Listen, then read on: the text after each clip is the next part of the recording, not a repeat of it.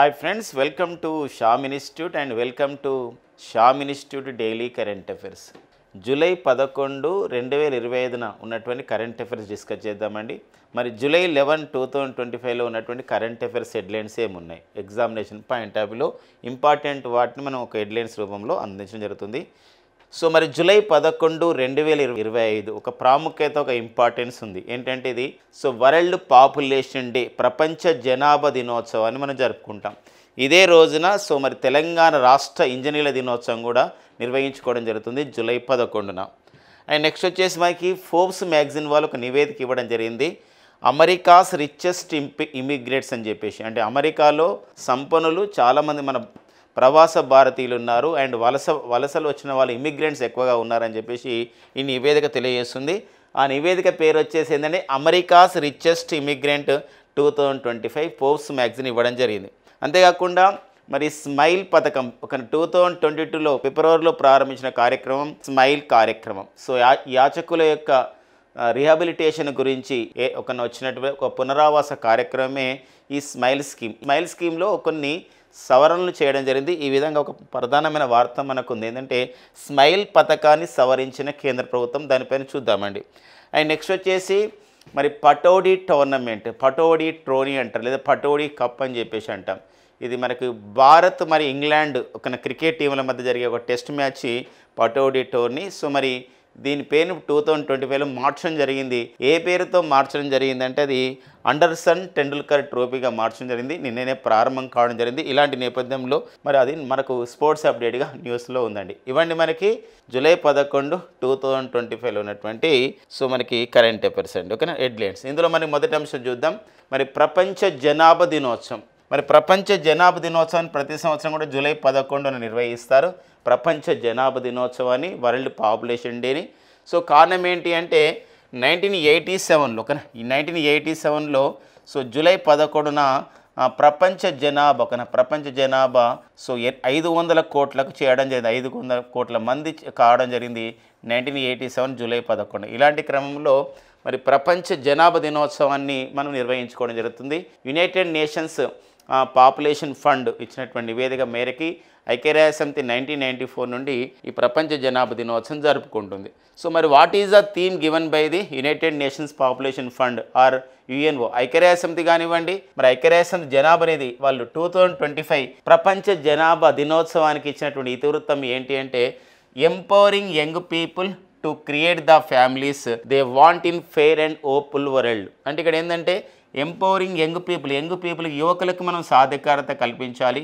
To create the families they want in fair and hopeful world. అంటే వాళ్ళకి ఏంటంటే ఈ families to create the families they want in fair and hopeful వరల్డ్లో ఉన్నారు. ఒక ఫెయిర్గా ఉంటుంది ప్రపంచం అంతా, ఒక నమ్మకమైన ప్రపంచాన్ని మనకి ఇవ్వాలి అనే ప్రధానమైన ఉద్దేశం. ఇందుకోసం అంటే జనాభా పెరుగుతున్నప్పుడు అత్యవసర సంబంధించినటువంటి అన్ని అంశాలు కూడా పెరుగుతుంటాయి. అత్యవసరం కావాల్సినవి, అలాంటి నెసెసిటీస్ కావాలి.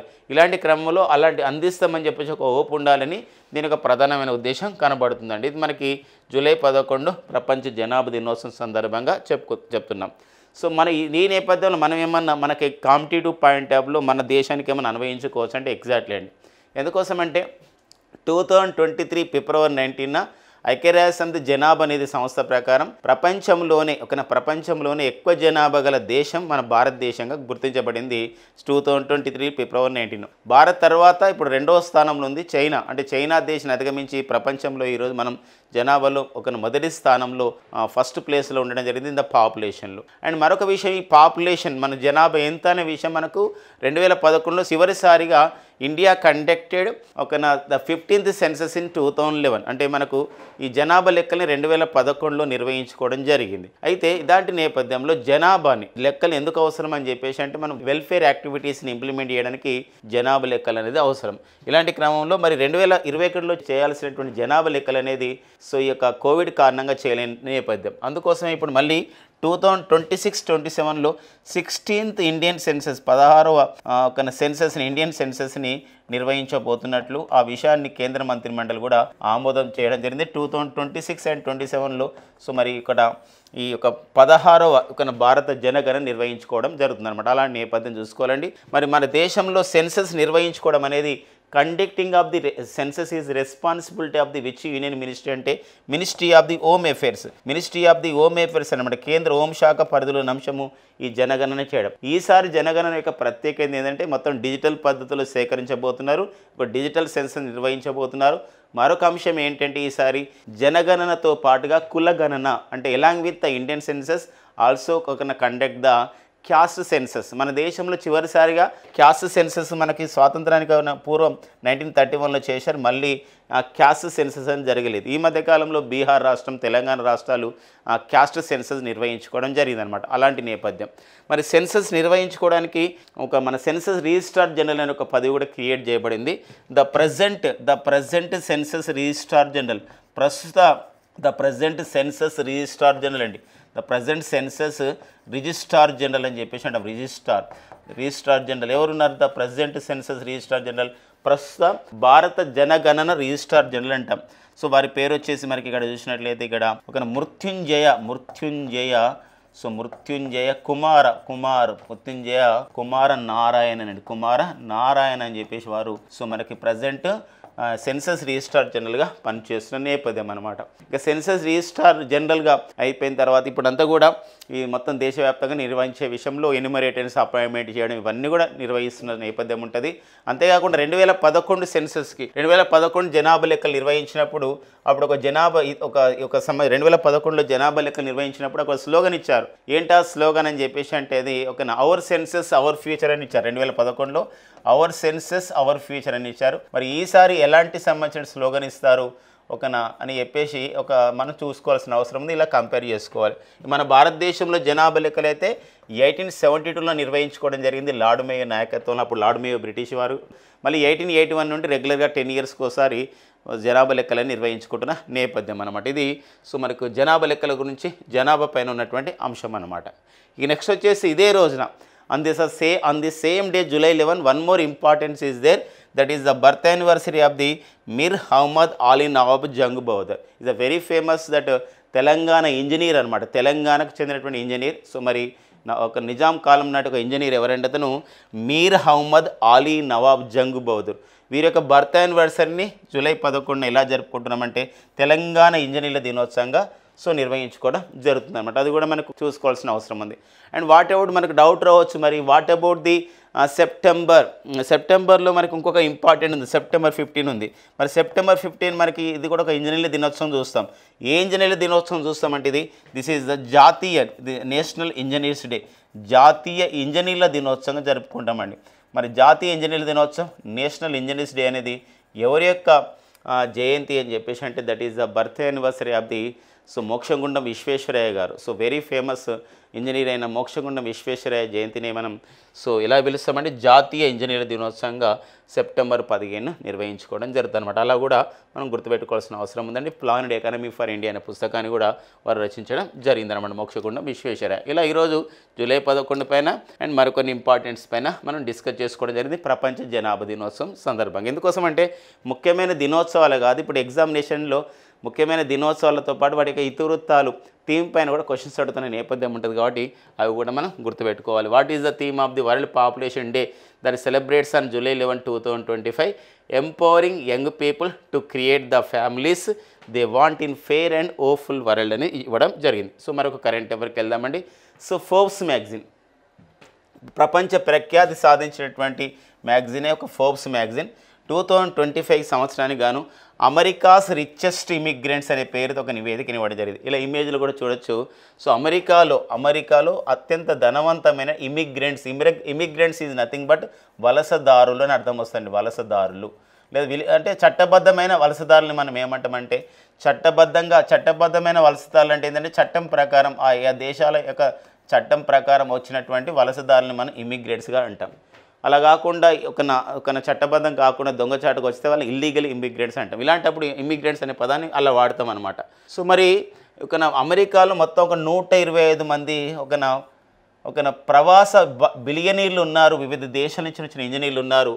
అందులో మరి 120 మంది ప్రవాస మిలియనీర్లు అనేది ప్రపంచంలో వివిధ దేశాలు అంటే 43 దేశాలకు చెందినటువంటి వారు ఉన్నారు. అంటే 43 దేశాలకు చెందినటువంటి 125 మంది ప్రవాస బిలియనీర్లు ఈ యొక్క అమెరికాలో ఉన్నారని చెప్పేసి ఈ నివేదిక ద్వారా తెలియజేయడం జరుగుతుంది. ఈ 43 మందిలో 43 దేశాలకు చెందిన వారిలో 43 దేశాలకు చెందిన 125 మందిలో 12 మంది భారతీయులు ఉన్నారండి. 12 మంది భారతీయులు ఉన్నారు. ఈ 12 మంది భారతీయులలో తొలిసారిగా ఈ యొక్క రిచెస్ట్ ఒక ఇమిగ్రెంట్స్ ఆఫ్ ది అమెరికాలో సో మన గూగుల్ CEO అయినటువంటి Sundar Pichai, Microsoft CEO and chairman అయిన సత్యానాదెల్ల గారు ఆ విధంగా చోటు సంపాదించడం జరిగిందనమాట. మరొక విషయం గమనించాలి, ఒక మొత్తం మీద ఈ 43 దేశాలకు చెందిన 125 బిలియనీర్లో మొదటి 2 స్థానాల్లో ఎవరున్నారంటే ఎలన్ మస్క్ అండి. ఎలన్ మస్క్ కూడా అమెరికాలో పుట్టిన అతను కాదు, అతను దక్షిణాఫ్రికాలో పుట్టి అమెరికాకు రావడం జరిగింది. తర్వాత క్రమంలో వారు వాళ్ళ ఎలన్ మస్క్ మరి టెస్లా అనే ఒక సంస్థలో మరి క్రియాశీలక పాత్ర, ఆటోమొబైల్ సంస్థ, దాంతోపాటుగా ఆ టెస్లాతో పాటుగా స్పేస్ ఎక్స్ అనే ఒక సంస్థను నెలకొల్పడం, అంతేకాకుండా ట్విట్టర్ అనే సంస్థను ఆ విధంగా ట్విట్టర్ అనే సంస్థను కొనుగోలు చేసి దాని పేరుని ఎక్స్గా మార్చడం, ఇలాంటి కార్యకలాపాలు నిర్వహిస్తున్న నేపథ్యం ఎలన్ మస్క్ అనమాట. $393.1 బిలియన్ సో మరి ప్రపంచంలోని అత్యంత ధనవంతుడు ప్రపంచ బిలియనీర్ల జాబితాలో అత్యంత ధనవంతుడుగా ఉన్నవారు ఎలన్ మస్కే. అండ్ నెక్స్ట్ వచ్చేసి అమెరికాస్ రిచెస్ట్ ఇమిగ్రెంట్స్లో కూడా ఎలన్ మస్క్ ఉన్నారు. Very recently started one political party. రీసెంట్గా అమెరికాలో బిగ్ బ్యూటిఫుల్ ఒక యాక్ట్ అనేది రావడం జరిగింది. దానికి వ్యతిరేకంగా దాన్ని నిరసిస్తూ అండ్ ఈ started one political party, American party అనే పేరుతో కూడా ఎలన్ మస్క్ ఒక పార్టీని ప్రారంభించడం జరిగింది. అదొక నేపథ్యం. అండ్ సెర్గీ బ్రిన్ అండి, ఈ సెర్గీ బ్రిన్ ఎవరు అని చెప్పేసి అంటే వీరు రష్యాలో పుట్టి అమెరికాలో సెటిల్ అయ్యారు. మరి సెర్గీ బ్రిన్ వీరు కో-ఫౌండర్ ఆఫ్ ది గూగుల్ అనే సంస్థకు ఇతను సహ వ్యవస్థాపకుడు, కో-ఫౌండర్ ఆఫ్ ది గూగుల్గా ఉండడం జరిగిందనమాట. వీరు కూడా 2వ స్థానంలో ఉన్నారు. ఇక నెక్స్ట్ వచ్చేసి మన భారత్ తరపున అంటే ప్రవాస భారతీయులలో ఇమిగ్రెంట్స్లలో మరి మొదటి స్థానంలో ఎవరున్నారు అని చెప్పేసి అంటే ఇక్కడ సో మరి స్కాలర్ సెక్యూరిటీ అనే సంస్థ నెలకొల్పినటువంటి వారు జయచంద్రి అనేవారు. సో జయచంద్రి అని చెప్పేసి వారు మొదటి స్థానంలో ఉన్నారు. వీరు సో సెక్యూర్ ఐటీ అని చెప్పేసి ఒక స్టార్టప్ కూడా నెలకొల్పడం ద్వారా కూడా సో మరి ప్రవాస భారతీయులలో 12 మంది భారతీయుల్లో ఈ యొక్క మొదటి స్థానంలో జయచంద్ర ఉండడం జరిగింది. వీరు స్కాలర్ సెక్యూరిటీ అనే సంస్థ నెలకొల్పారు అమెరికాలో.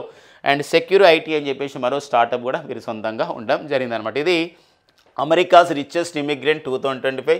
సో ఎవరు విడుదల చేశారు, ఎన్ని దేశాల వాళ్ళు, ఎంతమంది ఉన్నారు, మన భారతీయులు ఎంతమంది ఉన్నారు, మొదటి 2 స్థానాలు ఎవరు ఉన్నారు, తొలిసారిగా ఎవరికి స్థానం వచ్చింది, ఇలాంటి అంశాలను మనం బ్రీఫ్గా చెప్పుకోవడం జరిగిందనమాట. ఇక నెక్స్ట్ వచ్చేసి మనకు భారత సుప్రీంకోర్టు ఇచ్చినటువంటి ఒక తీర్పు అండి, ఒక కరెంట్ పాలిటీ అంశంలో, జాతీయ అంశాల్లో దీని ఒక కరెంట్ పాలిటీ అంశంగా మనం చూసుకోవచ్చు అనమాట. కరెంట్ పాలిటీ అంశంగా ఏంటి కరెంట్ పాలిటీ అంశంగా అంటే ఇక్కడ బీహార్లో ఓటర్ జాబితాల సంబంధించినటువంటి ఒక సర్వే జరుగుతూ ఉంది. ఓటర్ జాబితాలు మొత్తం కూడా మరొకసారి సర్వే చేస్తున్నారు, కొత్త వాళ్ళని జాయిన్ చేస్తున్నారు. సంబంధించిన ఒక ట్రాన్స్పరెన్సీ మేనర్తో చేయాలని బీహార్ రాష్ట్ర ఎన్నికల సంఘం నిర్వహించడం జరిగింది. ఇది బీహార్లో ఓటర్ జాబితాల సమగ్రంగా సర్వే చేస్తున్నారు. ఈ సమగ్ర సవరణ పైన సో బీహార్కు చెందిన ప్రతిపక్ష పార్టీలు, అపోజిషన్ పార్టీస్ ఏం చేశాయంటే సుప్రీంకోర్టులో సో కేసు వేయడం జరిగింది. ఈ క్రమంలో సో మరి బీహార్ రాష్ట్రంలో చేస్తున్నటువంటి ఈ సమగ్ర ఈ ఓటర్ల జాబితా సవరణ ఏదైతే ఉందో ఈ సవరణ విషయంలో ఒక ధర్మాసనం ఏర్పాటు చేయడం జరిగింది. అంటే సుప్రీంకోర్టులో ఉన్నటువంటి 2 జడ్జిలు ఈ దానిపైన అధ్యయనం చేస్తారు, తీర్పు ఇవ్వడానికి అండ్ వినడానికి 2 ఏర్పాటు చేయడం జరిగింది. వారే justice Shubhanshu Dhulia and justice Joymalya Bagchi అండి. ఎవరండి? Justice Shubhanshu Dhulia and justice Joymalya Bagchi ఒక తీర్పు ఇస్తూ అంటే ఒక తీర్పులో భాగం అనమాట, తుది తీర్పు కాదు. సో మీరు ఓటర్ సవరణ చేయడం అనేది, ఓటర్ల జాబితా సమగ్ర సవరణ అనేది it is the constitutional body అయినటువంటి అంటే ఎలక్షన్ కమిషన్ ఆఫ్ ఇండియా అని చెప్పేసి అంటే ఈసీఐ అంటే ఎలక్షన్ కమిషన్ ఆఫ్ ఇండియా అంటే భారత ఎన్నికల సంఘం యొక్క హక్కుగా ఇది సంబంధించినటువంటి ఒక బాధ్యతగా ఉంటుంది. కాబట్టి ఇందులో మనం జోక్యం చేసుకోలేము. అయితే అంతేకాకుండా ఒకవేళ ఈ ఎలక్షన్ కమిషన్ ఆఫ్ ఇండియా మన భారత ఎన్నికల సంఘం భారత రాజ్యాంగంలోని 324 ఆర్టికల్ టు 329 ఆర్టికల్స్ అనేది మనకి ఎన్నికల సంఘం గురించి, ఎన్నికల వ్యవస్థ గురించి మనకు తెలియజేస్తున్నారు. ఎన్నికల సంఘం గురించి భారత ఎన్నికల సంఘం అలాంటప్పుడు ఎన్నికల సంఘంకు ఉన్నటువంటి ప్రజా ప్రాతినిధ్య చట్టం కానివ్వండి, ఆ చట్టానికి లోబడే ఈ సవరణ చేపట్టాలి. అంతేకాకుండా ఈ ఓటరు కార్డుని పొందే క్రమంలో ఆధార్ మనకి ఏదైతే ఆధార్ సంఖ్య ఉందో ఆధార్ని గుర్తింపుగా తీసుకోవచ్చు. దాంతోపాటుగా రేషన్ కార్డుని కూడా గుర్తింపుగా తీసుకోవాలి అని చెప్పేసి కూడా ఈ సంబంధించినటువంటి ఒక తీర్పుని సుప్రీంకోర్టు ధర్మాసనం ఇవ్వడం జరిగిందనమాట. ఇది మనకు ఒక కరెంట్ పాలిటీ అంశంగా తెలుసుకోవాలి. ఇటీవల కాలంలో ఈ క్రింది ఏ రాష్ట్రంలో జరుగుతున్నటువంటి ఓటర్ జాబితాల సమగ్ర సవరణపై సుప్రీంకోర్టు ధర్మాసనం ఒక తీర్పును వెలువరించిందంటే అది బీహార్ రాష్ట్రం సంబంధించిన విషయాన్ని మనం గుర్తుపెట్టుకోవాల్సిన అవసరం అనేది ఉందండి. సో బీహార్ ప్రస్తుత ముఖ్యమంత్రి ఎవరండి అంటే నితీష్ కుమార్ అండి. నితీష్ కుమార్ గారు so the present CM of the Bihar Nitish Kumar గారు. అండ్ విషయం గమనించండి. ఇక నెక్స్ట్ చూద్దామండి. నెక్స్ట్ కరెంట్ అఫైర్ చూద్దాం. సో మనకి భారత ప్రధాని నరేంద్ర మోడీ గారికి అరుదైన గౌరవం దక్కడం జరిగింది. ఏంటి అరుదైన గౌరవం అంటే సో ఆల్రెడీ ఒక రికార్డు సాధించడం జరిగింది. సో ఒక 27 దేశాల అత్యున్నత పౌర పురస్కారాలు పొందడం జరిగిందని చెప్పేసి కూడా మనం డైలీ కరెంట్ అఫైర్లు డిస్కస్ చేసుకోవడం జరిగింది. అంతేకాకుండా షా మినిస్టర్ ఒక యూట్యూబ్ సపరేట్ ఒక 27 దేశాల ఈ రీసెంట్గా జరిగినటువంటి 5 దేశాల పర్యటనలపైన అంటే ఘన దేశం, తర్వాత ట్రినిడాడ్ అండ్ టొబాగో దేశం, and Argentina, Brazil and Namibia దేశాల పర్యటనకు వెళ్ళడం జరిగింది. దానిపైన కూడా ఒక ప్రత్యేక వీడియో చేయడం జరిగింది. అది కూడా మీరు చూసే ప్రయత్నం చేయండి. మన షా మినిస్టర్ యూట్యూబ్ ఛానల్లో పొందుపరచడం జరిగింది. అదేవిధంగా ఇక్కడ 17 దేశాల పార్లమెంట్లో ప్రసంగించడం జరిగింది. మరి ప్రసంగించి ఒక అరుదైన ఘనతను సాధించారు మోడీ అని చెప్పేసి ఒక ప్రధానమైన వార్త మనకి ఈరోజు అన్ని పేపర్లో ఇవ్వడం జరిగింది. అంటే గత 11 సంవత్సరాల్లో అంటే 2014 సో 2014 సో మే 26న సో మరి వీరు భారతదేశ ప్రధానిగా నియమితులు కావడం జరిగింది నరేంద్ర మోడీ గారు. ఇప్పుడు మూడో పర్యాయం థర్డ్ టైం కూడా మనకి ఒక మోడీ గారు భారత ప్రధానిగా వరుసగా పనిచేస్తున్న నేపథ్యం ఉంది. సో భారత ప్రధానిగా తొలిసారిగా బాధ్యతలు చేపట్టిన తర్వాత 2014లో మేలో వారు భూటాన్ దేశం తొలిసారిగా పర్యటించడం జరిగింది. మూడోసారి భారత ప్రధానిగా నరేంద్ర మోడీ మొన్న జూన్ 9, 2024లో బాధ్యతలు చేపట్టిన తర్వాత తొలిసారిగా ఆ రోజు బాధ్యతలు అంటే మూడోసారి బాధ్యతలు చేపట్టాడు జూన్ 9, 2024. ఈ క్రమంలో వారు ఏ దేశాన్ని పర్యటించడం జరిగిన తర్వాత క్రమంలో అని చెప్పేసి అంటే వారు ఇటలీ దేశానికి వెళ్ళాడండి. జూన్లో మనకి 50వ G7 సదస్సు అనేది ఇటలీలో జరిగింది. ఫ్రెండ్స్ మనందరూ తెలుసు 51వ G7 సదస్సు మన 2025లో సో మరి కెనడాలో జరిగింది. అయితే ఆ సదస్సుకు ఫస్ట్ టైం హాజరైన మోడీ అంటే మూడోసారి ప్రధాని అయిన తర్వాత తొలిసారిగా ఏ దేశాన్ని పర్యటించాడు జూన్ 2024లో అని చెప్పేసి అంటే ఇటలీ దేశానికి. ఇలా పర్యటన క్రమంలో ఎన్నో అవార్డులు రావడం జరిగింది. ఎన్నో దేశాల పార్లమెంట్ అంటే 17 దేశాల పార్లమెంట్లో గత 11 సంవత్సరాల్లో అన్ని దేశాల పార్లమెంట్లో ప్రసంగించడం జరిగిన నేపథ్యం. మొన్న రీసెంట్గా కూడా ఘన దేశం, ట్రినిడాడ్ అండ్ టొబాగో దేశ సంబంధించినటువంటి పార్లమెంట్ అండ్ నమీబియా దేశ పార్లమెంట్లో కూడా ప్రసంగించడం జరిగింది. ఇలా 17 దేశాల పార్లమెంట్లో ప్రసంగించి సో అత్యధిక పార్లమెంట్లలో ప్రసంగించినటువంటి భారత ప్రధానిగా చరిత్రల పుటలోకి ఎక్కడం జరిగింది. అదేవిధంగా గతంలో చూసినట్లయితే కాంగ్రెస్ పార్టీ నుండి ప్రధానమంత్రులు అయినటువంటి మన్మోహన్ సింగ్ గారు 7 దేశాల పార్లమెంట్లో ప్రసంగించారు.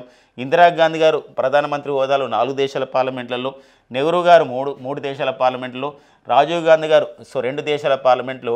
సో ఆయన నెక్స్ట్ వచ్చేసి ఇక్కడ చూసినట్లయితే భారత ప్రధానిగా పనిచేసిన దక్షిణ భారతీయుడు అయినటువంటి పివి నరసింహారావు గారు ఒక దేశ పార్లమెంట్లో ప్రసంగించి మొత్తం మీద సో అందరు కాంగ్రెస్ ప్రధానమంత్రులు కలిసి 17 పార్లమెంట్లు అయితే ఓన్లీ ఒక ప్రధానిగా నరేంద్ర మోడీ గారు సో ఒకరే సో 17 దేశాల పార్లమెంట్లో ప్రసంగించడం జరిగిందని చెప్పేసి ఒక ప్రధానమైన వార్త మనకు ఉండడం జరిగింది. అంతేకాకుండా సో అమెరికా దేశంలో 2 సార్లు అమెరికాలోని పార్లమెంట్ కాంగ్రెస్లో 2 సార్లు ప్రసంగించిన భారత ప్రధానిగా కూడా సో నరేంద్ర మోడీ సో చరిత్ర పుటలకు ఎక్కడం జరిగిందనమాట. ఇది మనకు ఒక ఇంపార్టెంట్ అంశంగా జాతీయ అంశాల్లో మనం చూసుకోవాల్సిన అవసరం ఉందన్నమాట. ఇంకా 27 దేశాల అత్యున్నతమైన విదేశీ పౌర పురస్కారాలు కూడా సో భారత ప్రధానికి రావడం జరిగిందనమాట. నెక్స్ట్ చూద్దామండి.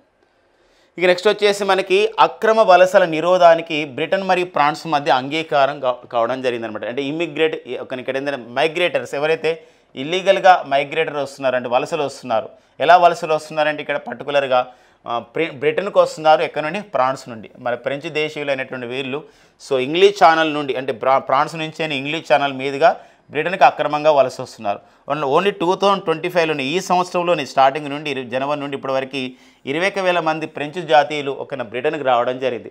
ఇలాంటి క్రమంలో బ్రిటన్ మరియు ఫ్రాన్స్ దేశాల మధ్య లండన్లో ఒక అంగీకారం రావడం జరిగింది. సో బ్రిటన్ ప్రధానమంత్రి వచ్చేసి కీర్ స్టార్మర్ అండి. ఎవరండి?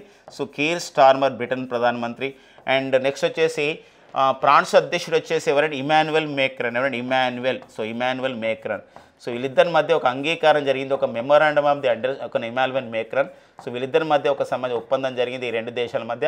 ఏంటంటే అక్రమ వలసలు వచ్చినప్పుడు అంటే ఫ్రాన్స్ నుండి బ్రిటన్కి అక్రమ వలసలు వచ్చినప్పుడు సో వారిని ఏం చేస్తారంటే స్వదేశానికి ఒక విడతల వారిగా పంపిస్తారన్నమాట. ఎక్కడ నుండి? బ్రిటన్ నుండి వాళ్ళ సొంత దేశం ఫ్రాన్స్కి పంపిస్తారు. ఈ ఒప్పందం అనేది ఎక్కడ జరిగిందంటే సో మరి లండన్లో జరిగిందండి. సో లండన్లో జరిగిన నేపథ్యం ఉంది. సో మరి బ్రిటన్లో లండన్లో ఈ సంబంధించినటువంటి ఒప్పందం జరిగింది. ఇటీవల కాలంలో అక్రమ వలసల గురించి ఏ 2 దేశాల ఒప్పందం జరిగింది? జూలై 10 2025న ఏ సంబంధించినటువంటి దేశాల మధ్య ఒప్పందం జరిగింది అని చెప్పేసి అంటే ఇక్కడ బ్రిటన్ ఫ్రాన్స్ మధ్య ఒప్పందం అనేది జరిగిన నేపథ్యం. ఎందుకోసం అంటే బ్రిటన్ గతంలో ఒక చట్టం తీసుకొచ్చింది. బ్రిటన్ పార్లమెంట్లో ఒక చట్టం తీసుకొచ్చారు. ఏంటంటే అది రువాండా బిల్ అని చెప్పేసి అంటే రువాండా బిల్ గుర్తుపెట్టుకోండి, వెరీ వెరీ ఇంపార్టెంట్. ప్రపంచంలో ఈ తరహా బిల్ అనేది, ఈ తరహా చట్టం అనేది మరి ఎక్కడ కూడా లేదు. ఇది బ్రిటన్ పార్లమెంట్ తీసుకొచ్చింది. చాలామంది అనుకుంటాం ఒక బ్రిటన్ పార్లమెంట్ ఏంటి రువాండా బిల్లు తీసుకురావడం చేయలేదు. రువాండా బిల్లు తీసుకురావాలంటే బ్రిటన్ పార్లమెంట్ వాళ్ళకి అంటే బ్రిటన్ వాళ్ళకి ఆఫ్రికా ఖండ దేశమైన రువాండాలో కొన్ని భూములు ఉన్నాయి. అక్కడ వాటి భూములలో ఏం చేశారంటే కొన్ని శరణార్థి శిబిరాలుగా ఏర్పాటు చేసి ఎవరైతే బ్రిటన్కి అక్రమంగా వలస వస్తారో అక్కడ రువాండాకు పంపించే ఒక బిల్ అనమాట. అంటే బ్రిటన్కు వచ్చినటువంటి అక్రమ వలసల్ని రువాండాకు పంపించే బిల్లే. రువాండా బిల్లుని ఇటీవల ఆమోదించినటువంటి దేశం కూడా సో బ్రిటన్ పార్లమెంట్ అనే విషయం గమనించండి. ఇలా మనం తెలుసుకోవాల్సిన అవసరం ఉందండి. సో మరి ఒక బ్రిటన్ ప్రధానమంత్రి అంటున్నాం కీర్ స్టార్మర్. మరి ఒక బ్రిటన్ యొక్క ప్రధానమంత్రి అధికార నివాస భవనాన్ని ఏమంటారు? ఎందుకోసం అంటే ఎస్ఎస్సి, ఆర్ఆర్బి ఇలాంటి ఎగ్జామ్స్లో అలాంటి క్వశ్చన్స్ కూడా వస్తాయి. 10 డౌనింగ్ స్ట్రీట్ అండి. 10 డౌనింగ్ స్ట్రీట్ అనేది బ్రిటన్ యొక్క ప్రధాని యొక్క అధికార నివాస భవనం. The official residency of the Britain prime minister. Present మరి ఇంగ్లాండ్ రాజుగా చార్లెస్ III ఉన్నారు. మరి చార్లెస్ III యొక్క అధికార నివాస భవనం ఏమంటారంటే దాన్ని బకింగ్హామ్ ప్యాలెస్ అనేది. బకింగ్హామ్ ప్యాలెస్ అనేది ఎవరి యొక్క అధికార నివాస భవనం అని చెప్పేసి అంటే బకింగ్హామ్ ప్యాలెస్ అండి. అదొక విషయం.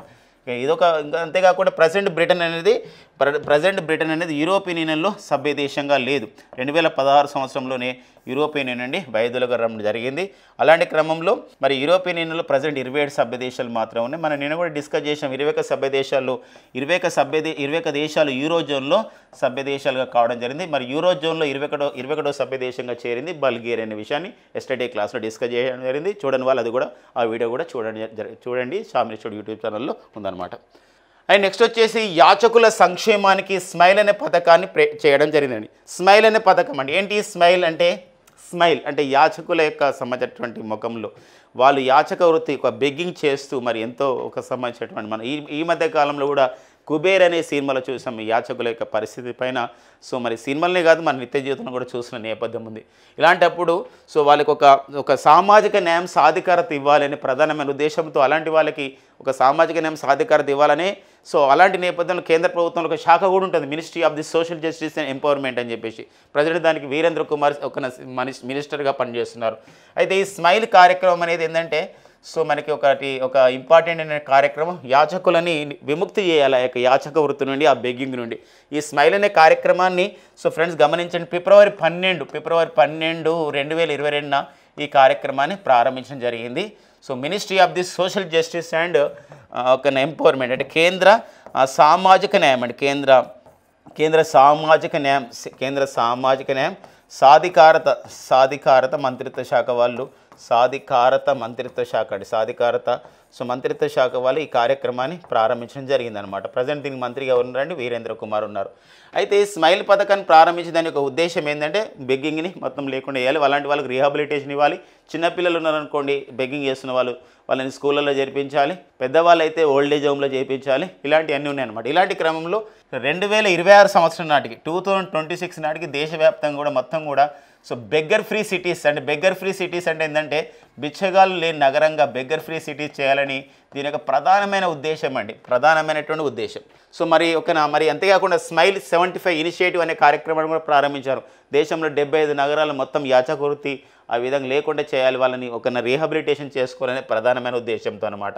అలాంటి నేపథ్యంలో ఇప్పుడు ఈ స్మైల్ పథకంలో సవరణ ఏంటి, దానికన్నా ముందు అసలు స్మైల్ అంటే ఏంటి, అసలు స్మైల్ అబ్రివేషన్ ఏంటంటే ఉందండి. స్మైల్ స్కీమ్ యొక్క అబ్రివేషన్ ఏంటంటే ఇక్కడ సపోర్ట్ చేయాలి. ఎవరిని సపోర్ట్ చేద్దామండి? Support for the marginalised individuals అంటే వ్యక్తిగతంగా ఎవరైతే మార్జినలైజ్డ్గా ఉన్నారో చాలా వాళ్ళు ఉపాధి పొందడం కష్టం ఉంది, అలాంటి వాళ్ళని తీసుకొచ్చి ఫర్ లైవ్లీవుడ్ వాళ్ళకు జీవనోపాధి కల్పించాలి. ఎందుకు యాచక వృత్తికి వస్తున్నట్టు జీవనోపాధి లేక. అండ్ ఇంకోటి ఎంటర్ప్రైజెస్ వాళ్ళు వివిధ సంబంధించిన వృత్తులను చేపట్టే విధంగా తోడ్పాటును అందించడం చెప్పడమే స్మైల్ ప్రోగ్రామ్ ఉద్దేశం. స్మైల్ అంటే support for the marginalised individuals for livelihood and enterprises అని చెప్పేసి అంటాం. ఈ స్మైల్ అనే కార్యక్రమం ద్వారా మనం రీసెంట్గా జనవరి 1, 2025 భారతదేశంలో తొలిసారిగా బెగ్గర్ ఫ్రీ సిటీగా ప్రకటించుకోబడ్డ తొలి నగరంగా ఏదంటే ఇక్కడ ఇండోర్ తర్వాత ఇప్పుడు బెగ్గర్ ఫ్రీ సిటీగా బిచ్చగాళ్ళు లేని నగరంగా మరో నగరం కూడా ప్రకటించుకుంది. అదేంది భోపాల్ అనే నగరము. ఇవి రెండు కూడా మధ్యప్రదేశ్లో ఉన్నాయి. అయితే కేంద్ర ప్రభుత్వం ప్రకటించినటువంటి స్మైల్ ఏం సవరించింది ఈ పథకాన్ని అంటే మతపరమైన ట్రస్టులు, ఆలయ ధర్మకర్తల మండలులు కూడా ఈ స్మైల్ పథకాన్ని అందులో భాగం చేసి అక్కడ ఎవరైతే యాచక వృత్తి చేస్తున్నారో, ఎలాంటి ఇబ్బంది పడుతున్నారో అలాంటి వాళ్ళకి ఒక పునరావాస కార్యక్రమాలు ఏర్పాటు చేయాలి. అంతేకాకుండా పర్యాటక ప్రాంతాలు, నగరాలు, చారిత్రక ప్రదేశాలు ఉన్నటువంటి రాష్ట్రాలను కూడా ఇందులో భాగస్వామ్యం చేయాలి అని ప్రధానమైన ఉద్దేశం. ఒక చారిత్రక ప్రదేశం ఉంది, అక్కడ బెగ్గింగ్ చేస్తున్నారు, వివిధ వృత్తులు చేస్తున్నారు, జీవనోపాధి లేని సమయంలో.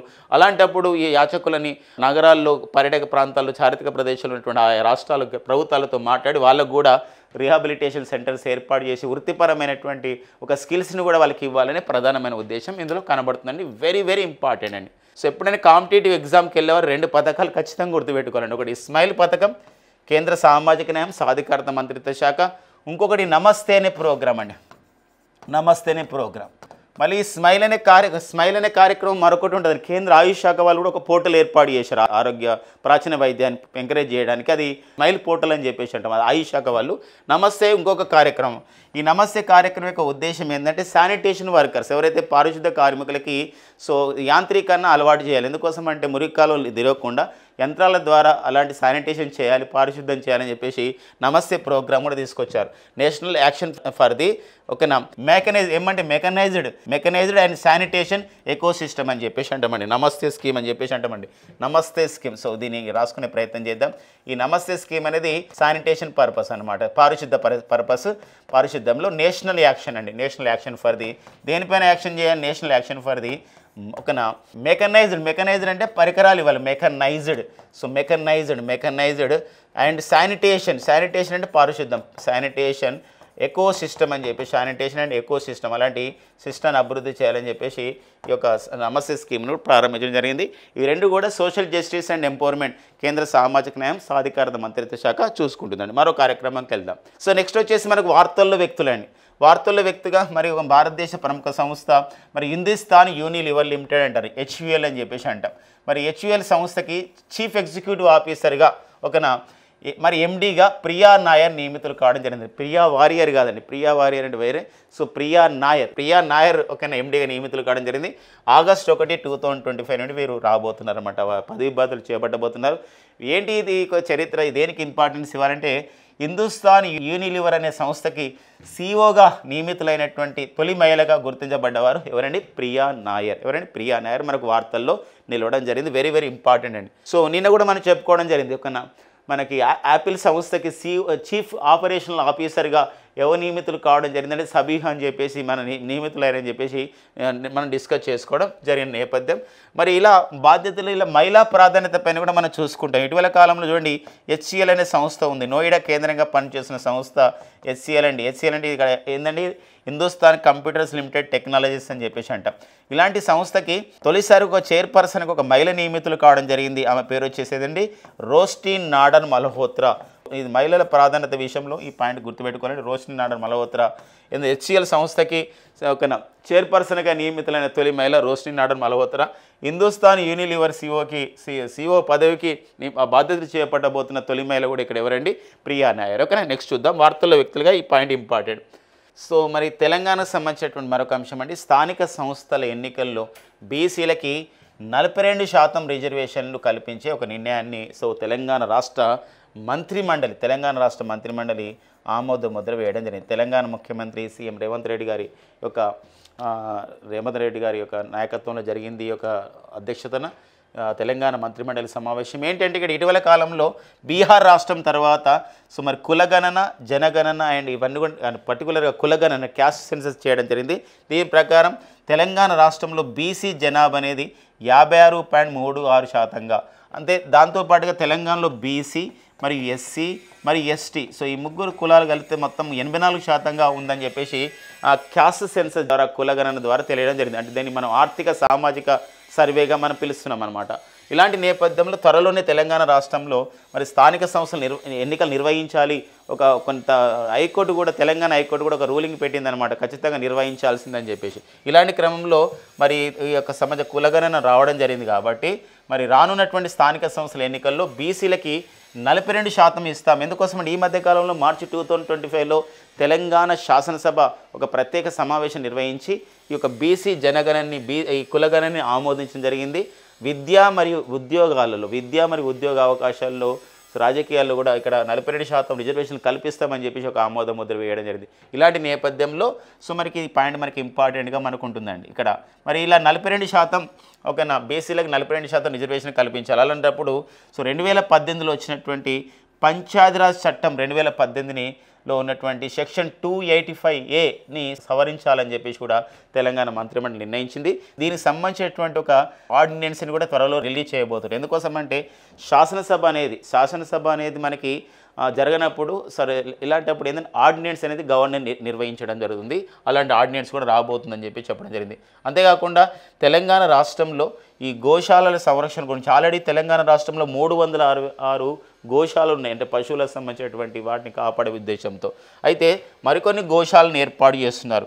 ఎన్కేపల్లి హైదరాబాద్లో ఉన్నటువంటి ఎన్కేపల్లి దగ్గర ఒకటి, అండ్ వెటర్నరీ యూనివర్సిటీ అని చెప్పేసి అంటే పశుసంవర్ధక విశ్వవిద్యాలయం, అంటే పివి నరసింహారావు పశుసంవర్ధక విశ్వవిద్యాలయం అనేది ఏర్పాటు చేశారు అందులో. అండ్ వేములవాడలోని సో వేములవాడలో ఒకటి, అండ్ యాదగిరిగుట్ట దగ్గర కూడా ఒక సంబంధించినటువంటి ఒక గోశాలను ఏర్పాటు చేసి అంశాన్ని కూడా మంత్రిమండలి ఆమోదం చేసింది. అంతేకాకుండా సో ఎమిటీ అని చెప్పేసి అంటారు. ఎమిటీ అని చెప్పేసి ఒక విశ్వవిద్యాలయాన్ని ఏర్పాటు చేస్తారు, ఒక ప్రైవేట్ విశ్వవిద్యాలయాన్ని. అంతేకాకుండా సెయింట్ మేరీస్ రిహాబిలిటేషన్ పేరుతో మరొక ప్రైవేట్ విశ్వవిద్యాలయాన్ని ఏర్పాటు చేసే విషయం పైన సో మంత్రిమండలి ఆమోదం చేసింది. దీంతో కలుపుకొని తెలంగాణలో ఒక మొత్తం యూనివర్సిటీల సంఖ్య ఎంతకు చేరిందండి? సో మనకి 12 విశ్వవిద్యాలయాలకు చేరడం జరిగింది, ప్రైవేటు విశ్వవిద్యాలయాలు. మరి 2018కి సంబంధించిన సవరణ ఉంది, ప్రైవేటు విశ్వవిద్యాలయాలకు సంబంధించి ఒక చట్టం ఉంది, దాన్ని సవరించబోతున్నారు అనమాట. దాన్ని సవరించి ఈ 2 విశ్వవిద్యాలయాన్ని యాడ్ చేయడం జరుగుతుంది. తెలంగాణ రాష్ట్రంలో రానున్నటువంటి స్థానిక సంస్థల ఎన్నికల్లో మరి ఎన్ని గ్రామ పంచాయతీలకు ఎన్నికలు నిర్వహించబోతున్నారంటే 12,777 గ్రామ పంచాయతీలకి, 5,982 ఎంపీటీసీలకి అండ్ 585 జెడ్పీటీసీలకి ఎన్నికలు నిర్వహించబోతున్నారు. మరి తెలంగాణ ఎగ్జామ్స్ రాసే వాళ్ళకి ఈ పాయింట్స్ ప్రాంతీయ అంశాల్లో చూసుకోవాల్సిన విషయం అండి. ఇక నెక్స్ట్ వచ్చేసి మనకి ఎకనామిస్ట్ ఇంటెలిజెంట్ యూనిట్ అనే ఒక సంస్థ ఉండే, ఈఐయు అంటామని. ఈఐయు అంటే ఏంది? ఎకనామిస్ట్ ఇంటెలిజెంట్ యూనిట్ అంటామండి, ఇంటెలిజెంట్ యూనిట్. మరి ఎకనామిస్ట్ ఇంటెలిజెంట్ యూనిట్ ప్రకారం సో ఎకనామిస్ట్ ఇంటెలిజెంట్ యూనిట్ ప్రకారం సో మరి ప్రాంతీయ వ్యాపార వాతావరణ ర్యాంకింగ్స్ అని చెప్పేసి అంటాం. అంటే పెట్టుబడులను ఆకర్షించడం కానివ్వండి, సో మరి ఒక ఫారిన్ డైరెక్ట్ ఇన్వెస్ట్మెంట్స్ని ఆకర్షించడమే కానివ్వండి, ఏదైనా పెట్టుబడులు వచ్చినప్పుడు సరైన విధంగా అక్కడ అంటే పెట్టుబడి పెట్టినప్పుడు సరైనటువంటి విధంగా మౌలిక సదుపాయాల కల్పన ఎలా ఉంది, ఇలాంటి వాటిపైన చూసుకోవడానికి ఈ వ్యాపార వాతావరణ ర్యాంకింగ్స్ని విడుదల చేయడం జరిగింది మన భారతదేశంలో వివిధ రాష్ట్రాలకు ఇస్తూ. ఇలా ప్రాంతీయ పరంగా వ్యాపార వాతావరణ ర్యాంకింగ్స్ 2025లో తమిళనాడు, గుజరాత్, మహారాష్ట్ర సో మొదటి 3 స్థానాలు నిలిచినాయండి. ఈ స్కోర్తో తమిళనాడు 7.4 అండ్ గుజరాత్ 7.3, మహారాష్ట్ర 7.0 అండ్ ఆంధ్రప్రదేశ్ రాష్ట్రం సో కర్ణాటక అండ్ ఢిల్లీ రాష్ట్రాలు 6.9 స్కోరుతో ప్రాంతీయ వ్యాపార వాతావరణ ర్యాంకింగ్స్లో సో ఒక ఎన్నో స్థానం నిలిచింది? 4వ స్థానం నిలిచింది. మరి వాటప్పుడు తెలంగాణ 6.8 స్కోర్తో తెలంగాణ 7వ స్థానంలో నిలవడం జరిగింది ప్రాంతీయ వ్యాపార వాతావరణ ర్యాంకింగ్స్ 2025 అనమాట. ఓకేనా, నెక్స్ట్ చూద్దాం. నెక్స్ట్ వచ్చేసి మనకి స్పోర్ట్స్ అప్డేట్ అండి. మరి స్పోర్ట్స్ అప్డేట్లో ఒక ఇంపార్టెంట్ విషయం ఉంది. ఏంటంటే ఇక్కడ మనకి ఒక 1932లో సో భారత్ మరియు ఇంగ్లాండ్ దేశాల మధ్య సో మ్యాచెస్ అని క్రికెట్ మ్యాచెస్ జరిగినాయి. దీనికి 75 ఇయర్స్ అయిన సందర్భంగా 2007 నుండి సో మనకి పటోడి పేరుతో ఒక టెస్ట్ సిరీస్ అనేది ప్రారంభించడం జరిగింది. పటోడి పేరుతో దీన్ని మనం పటోడి అంటే మన భారతీయుడే వారి పేరు పైన. అయితే మళ్ళీ ఇప్పుడు 2025లో ఈ ఐసీసీ ఏం చేసిందంటే 2025లో ఒక పేరు మార్చింది. ఏమని పేరు మార్చిందంటే పటోడి స్థానంలో అండర్సన్, అంటే ఇంగ్లాండ్ క్రీడాకారుడు అయినటువంటి అండర్సన్, భారత క్రికెటర్ అయినటువంటి క్రీడాకారుడు అయినటువంటి టెండూల్కర్ పేరు పైన టెండూల్కర్ టోర్నీని ఒక టెస్ట్ సిరీస్ని నిర్వహించుకోవడం జరుగుతుందన్నమాట. ఈ టెస్ట్ సిరీస్ని ఎక్కడ నిర్వహిస్తుంది తెలుసా అంటే ఇప్పుడు ప్రజెంట్ 2025 అయితే ఇంగ్లాండ్లో నిర్వహిస్తున్నారు, లండన్లోని లార్డ్స్ స్టేడియం నిర్వహించుకోవడం జరుగుతుందన్నమాట.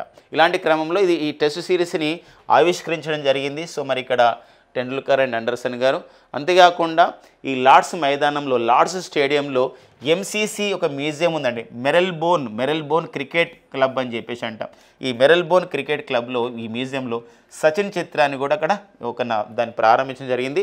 ఈ సచిన్ చిత్రాన్ని స్టూవర్ట్ పియర్స్ అని చెప్పేసి ఒక చిత్రకారుడు గీయడం జరిగిందనమాట. ఇది ప్రతి పాయింట్ ఇక్కడ ఇంపార్టెంట్గా మనకు ఉంటుందండి. ఇటీవల కాలంలో అంటే పటోడి టోర్ని ఇప్పుడు ముగించారు కాబట్టి పటోడి టోర్ని ఏ ఇయర్లో ప్రారంభించబడింది అడగవచ్చు. పటోడి టోర్ని ప్రారంభించడానికి గల కారణం ఏంటి అని చెప్పేసి అంటే సో మనకి భారత్ అండ్ ఇంగ్లాండ్ దేశాల మధ్య ఈ క్రికెట్ ప్రారంభమై 75 ఇయర్స్ అయిన సందర్భంగా ఈ టోర్నీ ప్రారంభించారు 2007లో. పటోడి పేరుని అండర్సన్ టెండూల్కర్ ట్రోఫీగా ఏ ఇయర్ మారుస్తున్నారంటే 2025లో. ఇది ఎలాంటిదంటే ఒక టెస్ట్ సిరీస్ అనే విషయాన్ని గమనించాలండి. ఓకేనా, నెక్స్ట్ చూద్దాం. ఎంసీసీ అంటామండి, మెరెల్బోర్న్ క్రికెట్ క్లబ్ అని చెప్పేసి అంటాం. ఈ మెరెల్బోర్న్ క్రికెట్ క్లబ్కి సో చైర్మన్గా పనిచేసినటువంటి తొలి నాన్ బ్రిటిషర్ అంటే బ్రిటిషేతరుడు ఎవరని చెప్పేసి అంటే కుమార సంగకర. ఎవరండి? కుమార సంగకర. సో తొలి బ్రిటిషేతరుడిగా గుర్తింపు పొందడం జరిగిందనమాట ఎంసీసీ అని చెప్పేసి అంటాం. సో ఫ్రెండ్స్ ఇవ్వండి మనకి సో జూలై 11, 2025 కరెంట్ అఫైర్స్. మరి కరెంట్ అఫైర్స్ని ముగించడానికన్నా ముందు మరి మరొక Sam institute DNA daily news analysis పేరుతో ఒక బుల్లెట్స్ పాయింట్స్ని అందిస్తున్నాం.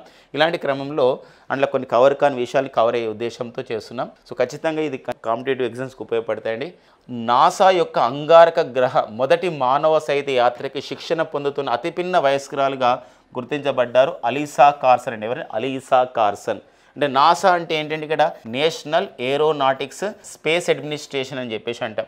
అంగారక గ్రహ అంటే మార్స్ రెడ్ ప్లానెట్ అరుణగ్రహ యాత్ర చేస్తున్నారు. ఇది మానవ సహిత యాత్ర చేస్తున్నది. ఇందులో శిక్షణ పొందుతున్న అతిపిన్న వయస్కురాలు ఎవరండి? అలీసా కార్సన్. అండ్ నెక్స్ట్ వచ్చేసి టైమ్స్ క్రియేటర్స్ ఒక 100 లిస్ట్ అంటే టైమ్స్ క్రియేటర్స్ అని చెప్పేసి ఒక 100 మంది జాబితాను రూపొందించడం జరిగింది. ఇందులో చోటు దక్కించుకున్నటువంటి ఏకైక భారతీయురాలు సో ఒక యూట్యూబర్ ఎవరంటే ప్రజక్తా కోలి. ఎవరండి? ప్రజక్తా కోలి మన వార్తల్లో వ్యక్తిగా ఉంటున్నారు.